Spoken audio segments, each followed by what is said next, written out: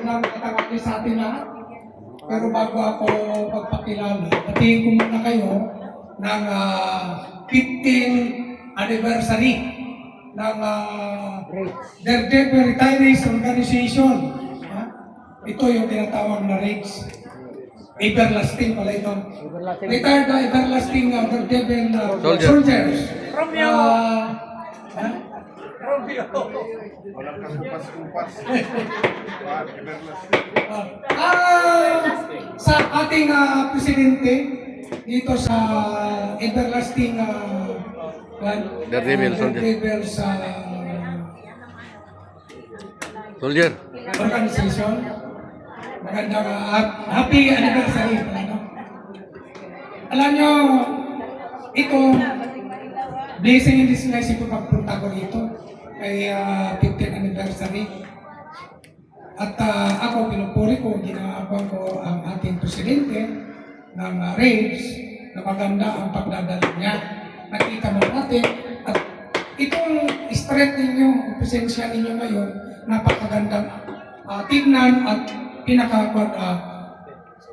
ito ang ibig sabihin na maganda ang samahan ng mga Daredevil Association, including yung mga spouses nila, yung mga widow survivor.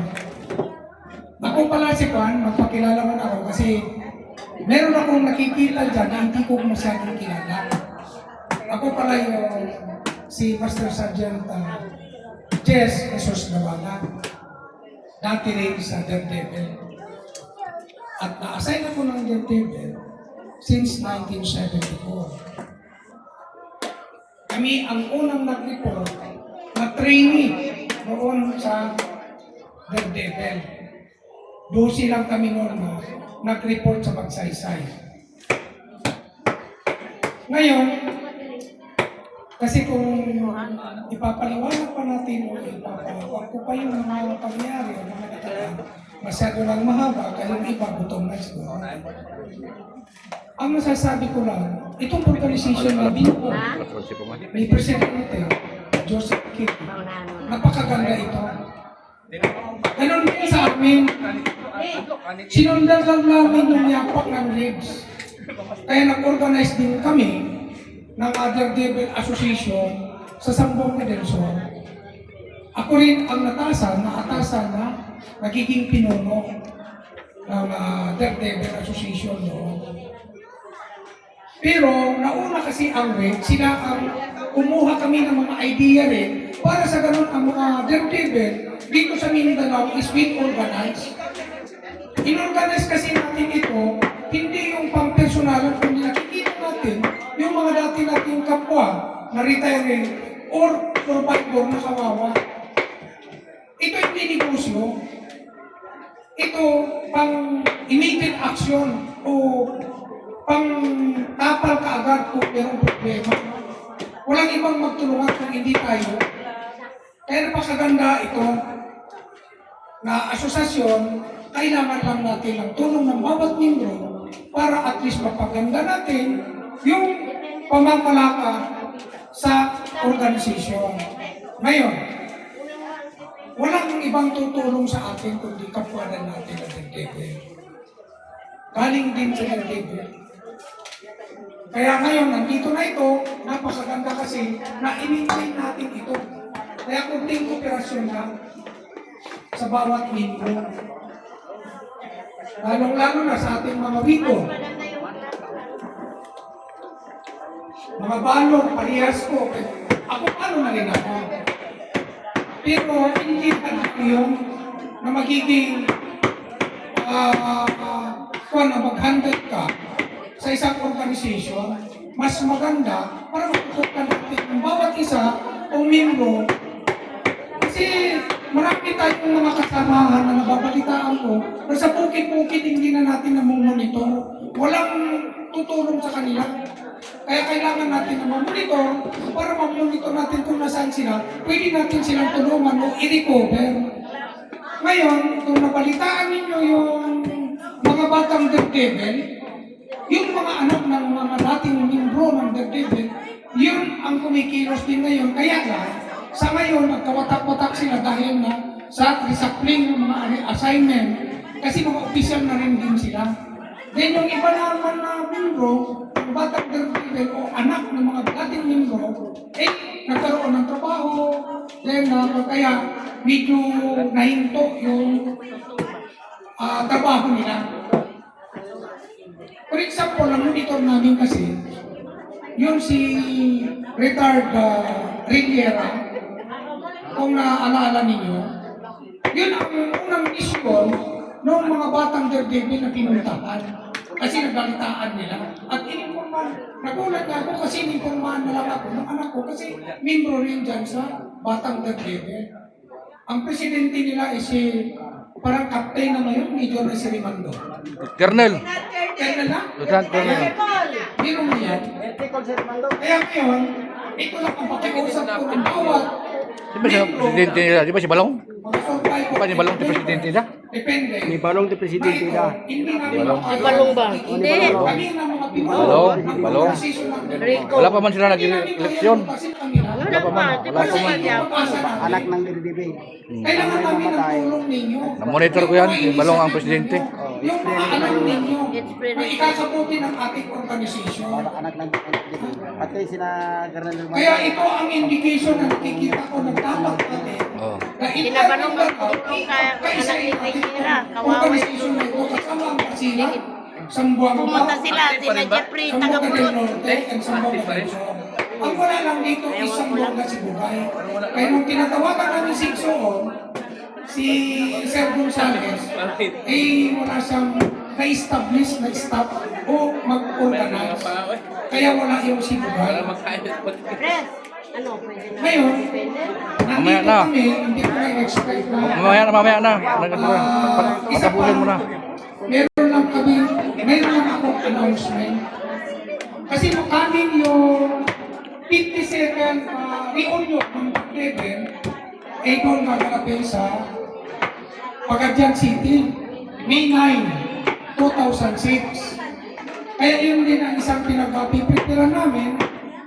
Although na yung guest speaker natin, hindi kasi natin pa kasi gusto ng mga general na magiging guest speaker, pero ang sitwasyon natin ngayon, mga ka-Daredevil, hindi natin sila mga general dito kasi alam naman yung sitwasyon natin ngayon. Pag sila ang ginawa natin na guest speaker, lalo na yung active, gusto nila sila. Pero yung sitwasyon natin, baka ma-misinterpret sila na nag-organize ng ibang tropa. Siguro maintindihan naman ninyo siguro. Kaya ngayon, ang pag-usapan namin na magiging natin, this speaker natin, dating batalyon commander. Walang iba kundi si Colonel Edmond Pacada. Siya ang narating sa May 9 sa 52nd reunion natin.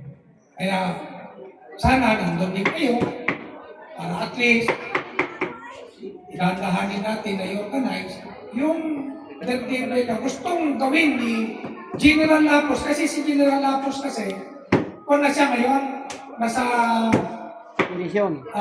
BP. BFP, Veterans. Ngayon, meron siyang guidelines na isubmit doon sa national yung mga membro ng BFP. Kasi meron siyang nakuan doon na gusto niyang i-organize yung Daredevil Veterans of the Philippines. Daredevil Veterans of the Bayad Philippines. t-shirt na helmet. Kasali yung Nala ko, tandang. dito. Ngayon, yung pag-register kasi yung DFP, naguluan kasi si Lieutenant Rimando, si retired Lieutenant Rimando, dahil kinonsolidate Hindi niya mo magmamahan sa baboy ata. na individual. Iyo preso lang. Iyo preso Kaya lang. nga, nagkaroon kami ng idea na Putahe. iba yung chapter na lang, kasi iba yung chapter kagaya ni President Joseph Kinet. Yung isa lang. Yung alam niya kung sino yung membro ng mga BFP. Isapin na lang yung roster doon, then i-include niya yung hindi pa membro. Oh, isa lang. Para lahat, may pamimbro doon. Ganon din ang gagawin namin. Ngayon, nagkasakit sa pinag-remando dahil karirisal. Ipinagsasak niya yun, hindi pa naging membro ng DEP. Hanggang ngayon, hindi pa nakarecover. Magkugulo ang record mo. Magkain siya, Pero magsuka. kung Iba yung chapter niya, Wala na. napakaganda. Dito na yun. Ba't yung kainin niya, Kung yung smoke niya. lang, Na-stress siya. kasi magre-report kami, halimbawa, kay President Joseph, i-impit man yung roster niya na itong membro, ito hindi pa membro.